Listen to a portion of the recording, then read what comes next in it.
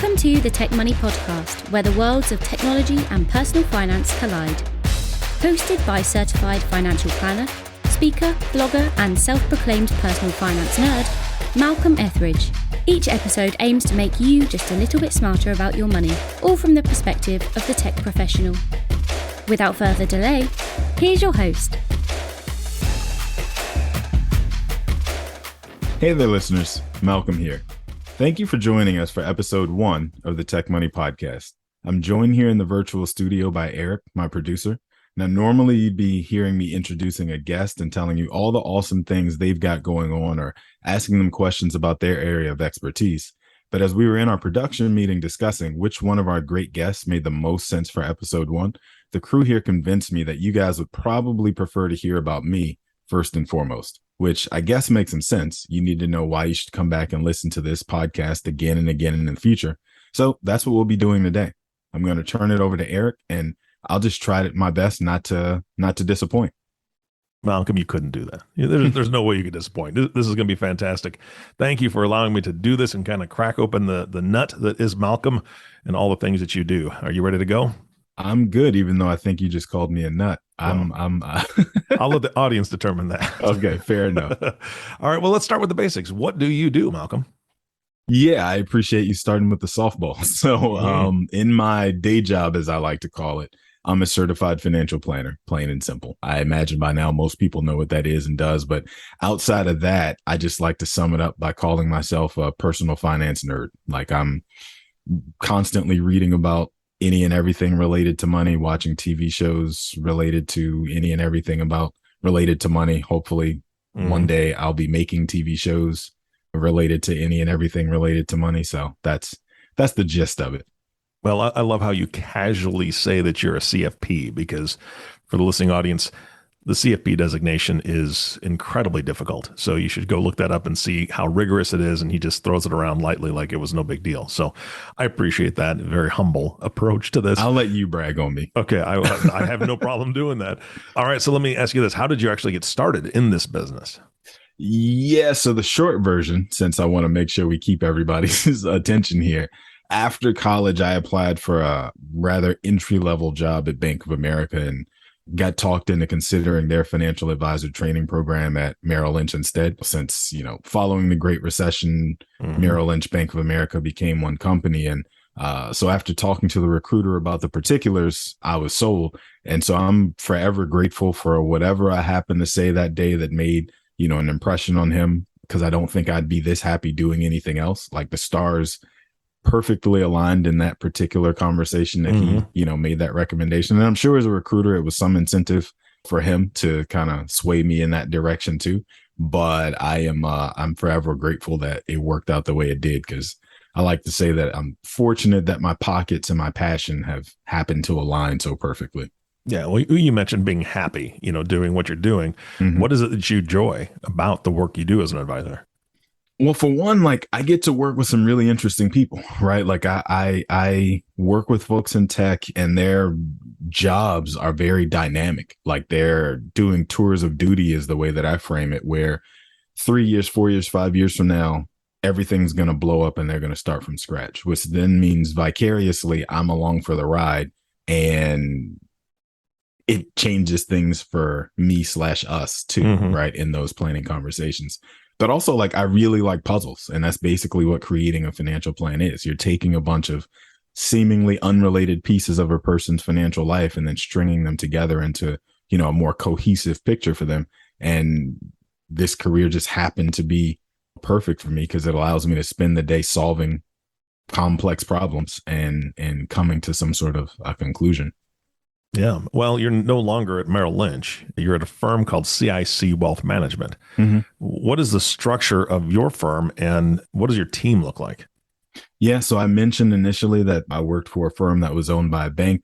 I actually did a tour of duty at 2 firms that were owned by banks, 2 of the largest 4 banks in the world. And so you can imagine how rigid and stodgy and all those other words I'll throw out there those organizations tend to be. Not really a fan of bureaucracy and org charts and all that kind of stuff. So the new firm is actually a registered investment advisor. It's an RIA. the way that I explain that to people, because that's a super wonky term, is basically just that we're franchisees of Charles Schwab, since that's where we hold all of our clients' assets. If you want me to be more technical, we're an independent advisory firm. We're based in the suburbs outside of DC. We also have a location in the suburbs of Baltimore also. But I suppose with COVID, we're 100% virtual and will end up staying that way. So the geography doesn't really matter so much, especially since we're licensed to work with clients across the country. Well, it sounds like what you're saying is that there's a bit more freedom in this scenario than previous. Oh, a ton more. Yeah. A ton more freedom, a lot of solutions that we can provide to clients that were not accessible inside of giant banks. Like, for example, if clients want to be invested in like venture capital or private equity or whatever that suits their fancy, we've now got a lot more freedom and flexibility to do that. But then also, like, we're a fiduciary firm, which means that we don't get paid anything extra based on the recommendations that we make to clients. I couldn't technically and legally make that claim working for a firm that's owned by a bank, because banks always have their own products to sell their customers. So whether you sell them or not, it's up to you. But because they're even available, that means that you're not technically allowed to call yourself a fiduciary. Now I can. Got it. That's a big difference. Yeah. So this podcast is going to be worldwide, but let's just concentrate on nationwide right now. Do you have a minimum client size, or can you work with anybody who calls you? Yeah. So our minimum client size is traditionally $500,000, and we work on the same tiered percentage assets under management model as all the bigger firms that I mentioned with that people are probably familiar with. But I also feel that that's a bit limiting. It means that only the people who are rich already have access to quality financial advice. Like I have a problem fundamentally with that part, being a millennial myself.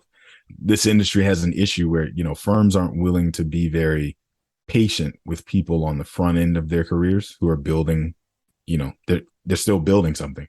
And without the right advice and guidance and access to quality information, it'll take them a lot longer to get there on their own. So I say all that to say, one of the things that I implemented when I took the offer to join this firm was to add the option to bill clients for planning on a monthly basis as well.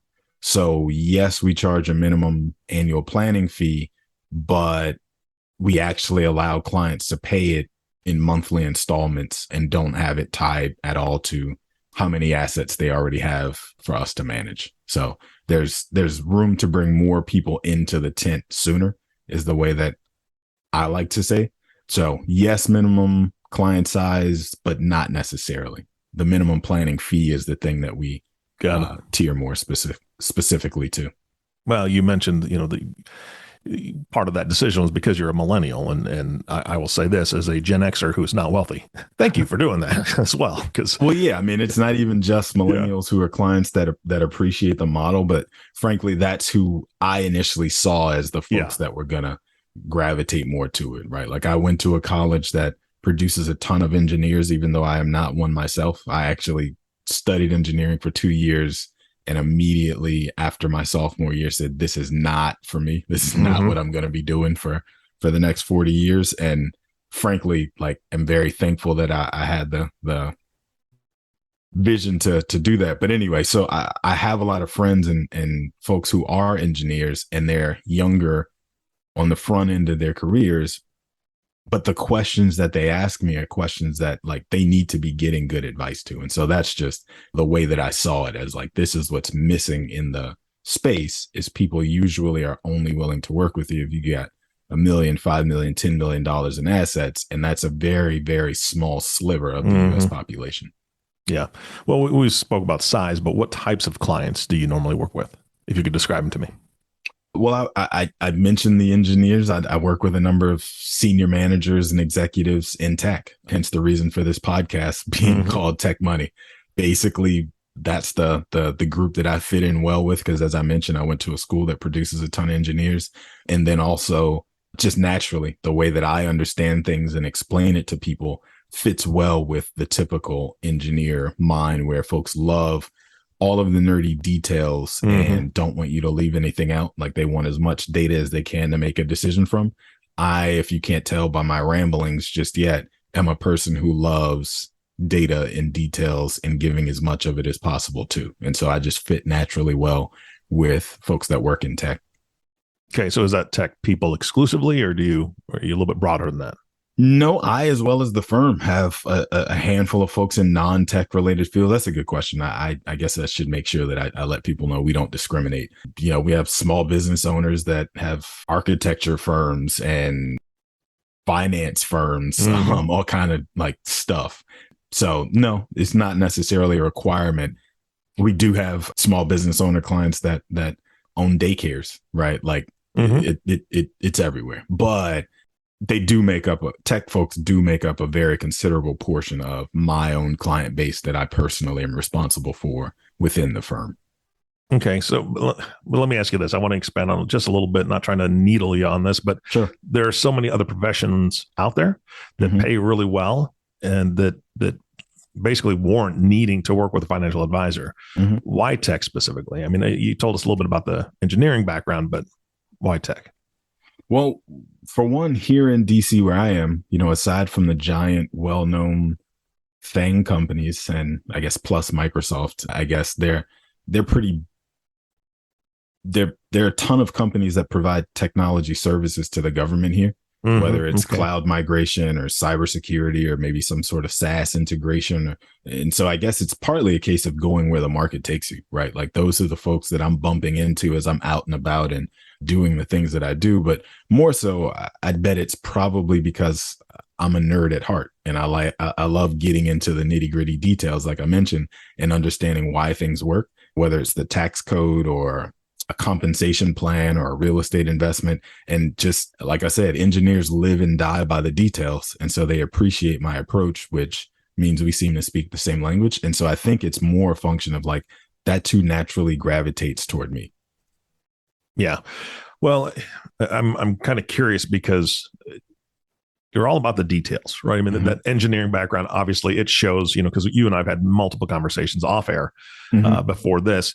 And I can tell that you're extremely detailed. You like structure, but I know other people do too, like doctors and attorneys and things like that. Is there something unique about working with tech people, or are they like the rest of your clients? Yeah, that's a fair question. Well, for one thing, as I mentioned briefly, one of my areas of expertise and also like professional curiosity is in the tax code. It's tax planning. And secondarily, I would say is probably equity compensation, stock options or restricted stock or whatever. And this group tends to be well paid, which means that the IRS is a constant issue for them. Plus, a considerable portion of their total compensation tends to come in the form of company stock. And so there tends to be quite a bit of concern around how and when to turn those stock certificates, I'll call them, into actual cash. And that becomes a recurring conversation that I've, started to build my own approach to and principles around and all that kind of stuff, which I'm sure I'll share throughout the course of this podcast. But that also makes a difference. Is there's not a ton of financial planners out there offering guidance on equity compensation to their clients. Like a lot of times they'll just tell clients, look, once the shares vest, sell them all, send me the cash and I'll diversify. I'll buy a diversified portfolio for you at that point, which may be the right advice at the time, depending on the client, but it can't be the right advice for every single client. Yeah. And so it tends to be given very broadly just because advisors don't really understand it. They don't understand the nuance. They don't understand the intricacies of those plans. And so the best advice they can give is turn it into cash and then I know what to do. Yeah. Well, I want to change gears here a little bit. You, for those that don't know, you've been podcasting for a while now. This is not new to you, but this podcast is. So what made you decide to launch this particular podcast? Yeah. So you're referring to Manage Your Damn Money, which is the other podcast I've been co-hosting for about 4 years now. And this podcast was launched, all because of two separate conversations I had with friends of mine who both happen to be in tech. And so in that particular one, that particular podcast, it was a lot more current events infused into, or I should say, money conversation infused into current events, things that are pop culturally relevant. And it was a little bit more on the entertainment side than anything, but it always had like some kind of money focus to it. And in this case, I happen to be chatting with friends over Zoom now, but I could see their minds being blown as I was simply downloading like a bunch of data onto them that I just had stored in my brain and was happy to have someone ask me about it. So I had a chance to use it, right? One was, why can't I find a good podcast or audio book on stock options, right? They all seem to want to talk about trading options in the stock market, but not how to manage the options your employer pays you with. And the other was, I'm considering going after a pretty big promotion, but I'm not sure if it'll be worth it in the end, since it'll mean more work and more responsibility. And the IRS is going to take a big chunk of that extra money I get as a raise anyway. In both cases, like both friends said to me, how come you guys don't cover stuff like this on your podcast, referring to Manage Your Damn Money? And since that show is generally geared toward a different audience, like I said, or the theme is a little bit different, I finally said, like, what the hell? Maybe I'll create a new podcast and do just that. That'll allow me to get a little nerdier, speak to my fellow money nerds, and it'll just be two different audiences. There'll probably be some overlap, but it'll be two different audiences. Because, on NYDM, we intentionally keep things light. We're always concerned about talking over people's heads and boring them. But on Tech Money, we'll go a bit deeper. And I assume the audience won't be bored because they came here for those nerdy details. Yeah. Well, you've given me a good description so far, and you alluded to the fact that you're going to be bringing on guests a lot. I mean, that is really a primary purpose of you doing this. But what else is this show supposed to be about? Yeah, so I guess I'm basically answering a lot of the questions I tend to get as one-offs at scale, right? People often ask me questions about things like budgeting, even though we hate the word budgeting as much as we hate the word dieting, investing, tax planning, equity compensation, real estate investing, insurance, whatever. So I figured I'd just invite on a few subject matter experts who happen to be master of their domain, because I don't ever want to make it seem as if I am the expert on everything. And so I'd rather go get somebody who knows more than I do and get into the nitty gritty details of each of those things, and basically just have them educate me on that thing in real time, and invite everybody else in to listen to that conversation. So I was saying, like, I'm doing it at scale. I could have this conversation 100 different times with 100 different people who will ask me the question, or I can put it out there as an audio file and let people go and listen to it. So the next time somebody asks me what they should do about XYZ shares they have vesting, I can point them to that episode and say, actually, we just did something on that. You should go listen to that, instead of having to spend 30 minutes each time relaying that information. And so hopefully each episode will just kind of make the listener a little smarter about their money. Yeah, absolutely. Well, let's go ahead and put this part of the podcast on the shelf here. We've talked a lot about your history, and we talked a lot about why you do what you do. Now I want to change gears again. What else are you involved in besides your work as a financial advisor? Yeah, so I mentioned that I'm obsessed with this profession, or I should mention that I'm obsessed with this profession. I called myself a money nerd, but that means I also do a good bit of writing and some speaking when we're allowed to travel.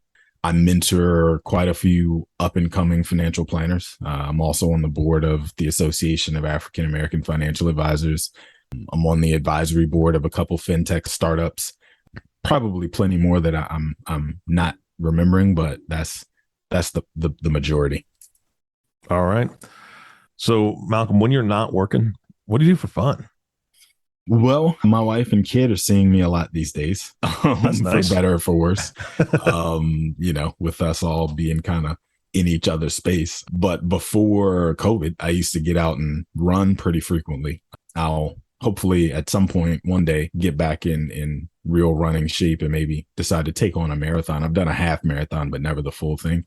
But that's on my list. And I recently bought a Peloton and took my running indoors. So that'll keep me on track. I also love to ski since it never seems to snow anymore here on the East Coast. By the time we make it back outside, that activity may not exist anymore, but I hope to ski again someday. Also a huge football fan, I guess, until they cancel the NFL too. And I also love listening to podcasts, ironically. Like a lot of my travel time is spent listening to podcasts instead of new music. Yeah, well, it's funny because I do a lot of this podcast stuff and road trips with my daughter. She loves podcasts. And so I've been introduced to a few. She's all about the true crime stuff. So It's been interesting. The Yeah. drives are very interesting when you have something like that going. Those So it's true kind of fun. crime podcasts will have you looking at your neighbors very. I'm telling you. Yeah, I can't get into the true crime just because it makes me even more suspicious of society than I already am. Yeah. I mean, your neighbor has a garage open. You're like, why do they have three shovels? Exactly. There's no reason for three shovels. Why do they have those track marks coming back in their driveway and it didn't rain recently? That's right. All right. I'm going to ask you this one. I love this question. What is one thing that most people don't know about you? Confession time. Yeah. So probably the biggest thing for me is that I purchased my first house at 19. At 19? Yeah. So, right. People usually like either they don't believe me or they're like, that was a typo. Say it again. Yeah. Photos or it didn't happen. Yeah. The short version is I went to college, as I mentioned, planning to be a computer engineer. And a couple years into it, it changed my mind for me. And so I had an academic scholarship that I lost once I changed my major. And coincidentally, my grandmother had just passed away like a few months into my sophomore year in college. And she left me like $5,000, maybe $6,000. And so a thought popped into my mind that if I bought a house, the school would have to grant me in-state tuition, which would actually be even better than a partial scholarship. And so I used that little inheritance to cover closing costs. And because this was in Greensboro, North Carolina, I was able to buy a whole townhouse for only like, I don't know, $100,000, something like that. It was very close to $100,000. But anyway, the rent came out to like maybe $100 more than I was already paying in rent each month to share an apartment with two other dudes. Yeah. And so keep in mind, this was prior to the housing bubble popping. So this was back when, if you just had a social and a heartbeat, somebody would make you a loan with like zero money down. And so I guess this was maybe the one instance during that time where the freewheeling, everybody gets a loan attitude actually worked out, because I had that house all the way up through 2018 as a rental property after I left the state. And that was my first experience, both as a homeowner and then as a landlord / real estate investor. So did it work? In-state tuition? It did. Nice. I immediately after I closed, like the same day after I closed on the house, I went to the administration office and took them all of the closing documents and was like, I'm paying property taxes now. I am a resident of the state of North Carolina. Let's talk about this in-state tuition. That's fantastic. That's smart, man. Yeah. That's good stuff. All right, Malcolm, what's your proudest achievement? Well, I guess we're talking about professionally, because I just gave you my proudest personal big thing, aside from obviously being a husband and dad. But I would definitely have to be reiterating what you started this off with, passing the certified financial planner exam. It's normally recommended that you set aside like 3 years to complete the coursework that you need to prepare for that board exam.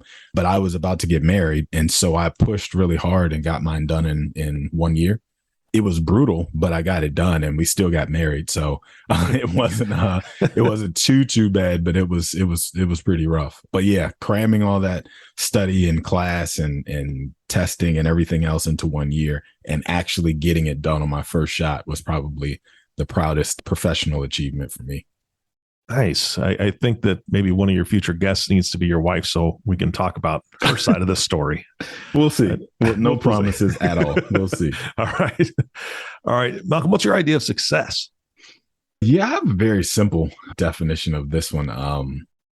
Basically, it's being able to provide financially for myself and for my family now on my own terms, right? Like not having to ask anybody for permission to do anything, not having to be anywhere or do anything I don't want to do, and still earning enough of a living to be able to take care of us. That's what success looks like to me. That's what I've always been driving at, I guess, since I was a young person. Well, here's the thing. I mean, you told me earlier that you were going to let me brag on you a little bit. And just from an outside perspective, as a 30-something, you're the self-confessed millennial. As a 30-something old partner in an investment firm managing hundreds of millions of dollars, I would say that you're pretty successful that way. I will, again, take the compliment and let you brag on me. Funny enough, like I always halfway jokingly say that like one thing I'm good at is talking about what I'm good at. But in this case, I don't even have to. You kind of got me covered. I appreciate that, sir. No problem. Anytime. All right. Well, we're getting kind of to the last question here. And I need you to think outside the box on this one, really. If you had all the money in the world, meaning, tomorrow morning you wake up and there's $6 trillion in your bank account, what would you be doing?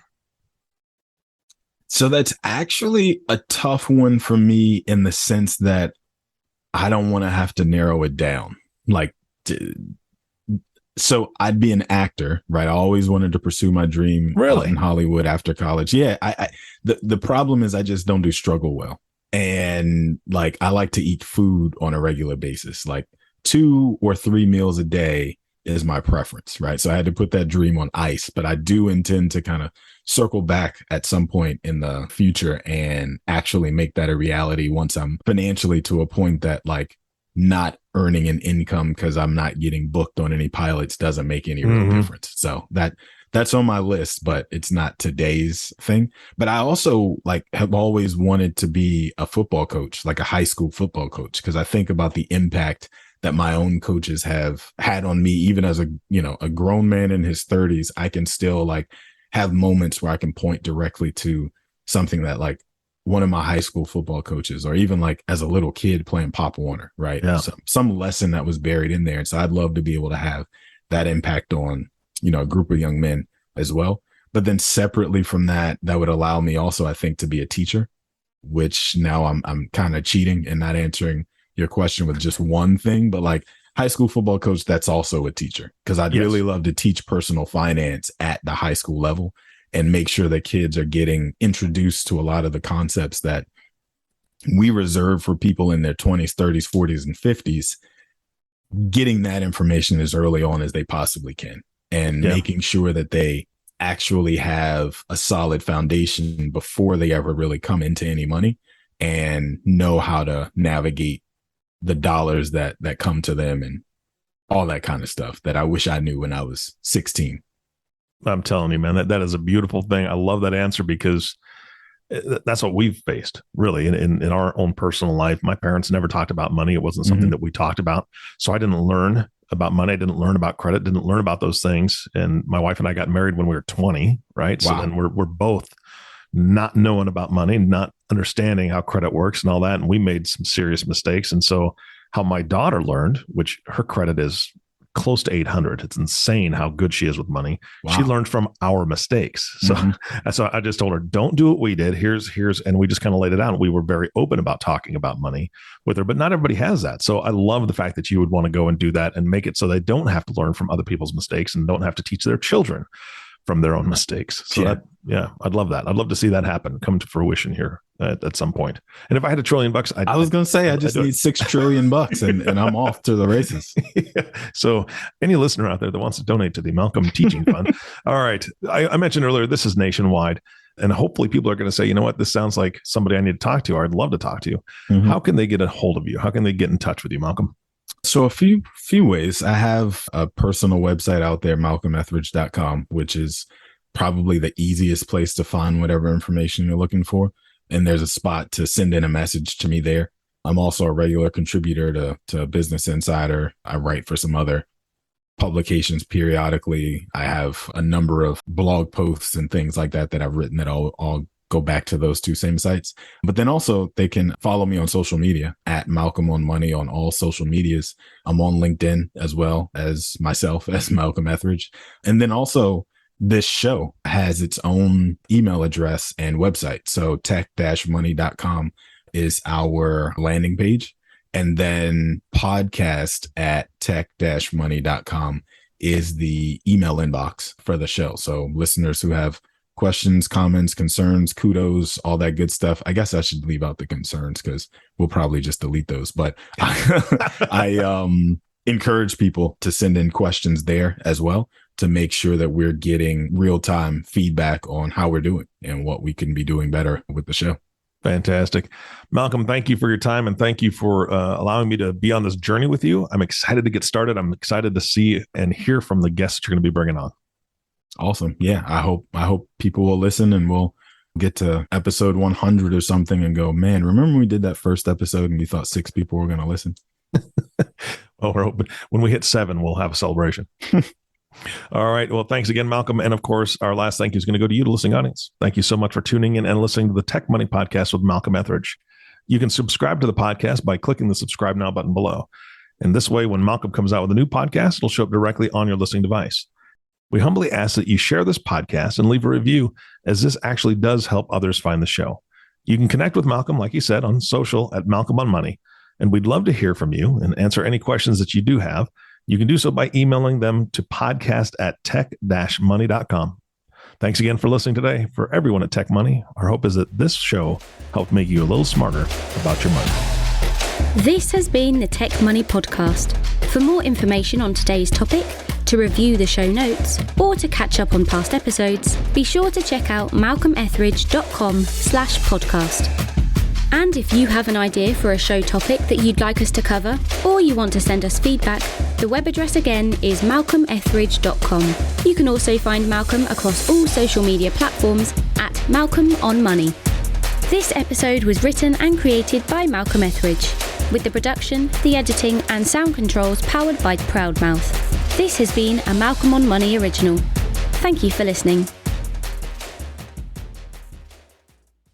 The information shared in this recording and by its guests represents the views and opinions of the guests and does not represent the views or opinions of the host. This content has been made available for informational and educational purposes only. This content is not, nor is it intended to be a substitute for professional financial advice. It is always recommended that you seek the advice of your financial advisor or other qualified financial service provider with any questions you may have regarding your personal financial situation.